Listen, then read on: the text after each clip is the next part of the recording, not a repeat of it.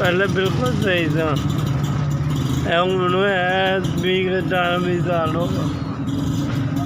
ਅਸੀਂ ਮੈਂ ਇਹਨਾਂ ਦੇ ਤੁਰਿਆ ਹੀ ਨਹੀਂ ਜਾਂਦਾ।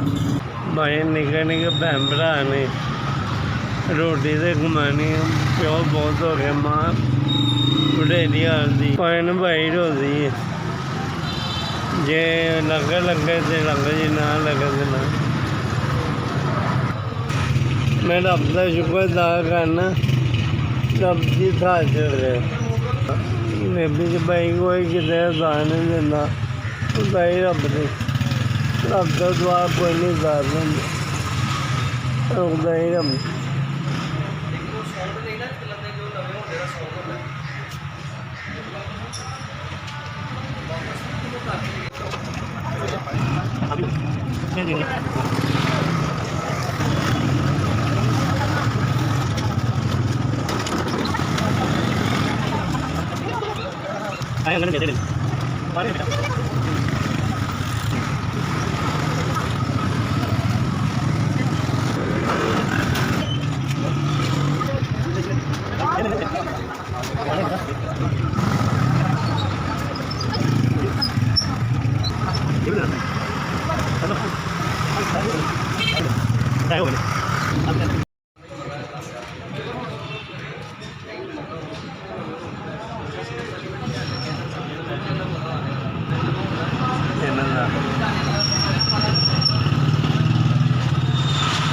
ਤੁਹਾਡਾ ਮੈਂ ਸ਼ੁਕਰ ਚਲਾਇਆ ਨਾ, ਤੁਸੀਂ ਮੇਰਾ 3000 ਦਾ ਮੈਂ ਖਰੀਦ ਲਿਆ, ਤੁਹਾਡੀ ਬੜੀ ਮਿਹਰਬਾਨੀ।